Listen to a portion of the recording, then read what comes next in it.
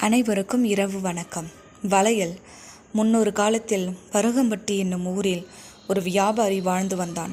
அவன் தினமும் வெளியூர் சென்று கைவினைப் பொருட்களை வாங்கி வந்து ஊர் ஊராய் விற்று வாழ்க்கையை நடத்தி வந்தான். அவனுக்கு ஒரு மனைவி. அவள் வீட்டு வேலைகள் அனைத்தையும் பார்த்து கொண்டு தினமும் இவன் வாங்கி வரும் கைவினைப் பொருட்களை தரம் வாரியாக பிரித்து கொடுத்து அவனுக்கு உதவி செய்வாள். அதன் பின் ஒவ்வொரு பொருளுக்கு ஒரு விலை என்று வைப்பார்கள். வணிகன் அன்று வெளியூர் சந்தைக்கு சென்று நிறைய கைவினைப் பொருட்களை வாங்கி வந்தான். மின் விளக்கு, வண்ண வண்ண கைவளையல்கள், ஆபரணங்கள் போன்றவைகள் நிறைய வாங்கி வந்தான். அவன் மனைவி அவைகளை ஒவ்வொன்றாக பிரித்து வைத்தாள்.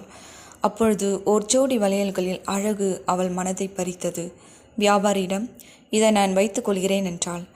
வியாபாரி, அதை வேறு ஒருவர் கேட்டிருக்கிறார் என்றாள். அதனால் அடுத்த முறை உனக்கு வாங்கி தருகிறேன் என்றான். இவளுக்கு மனசை கேட்கவில்லை. அதன் அழகு அப்படி. நன்றி, வணக்கம்.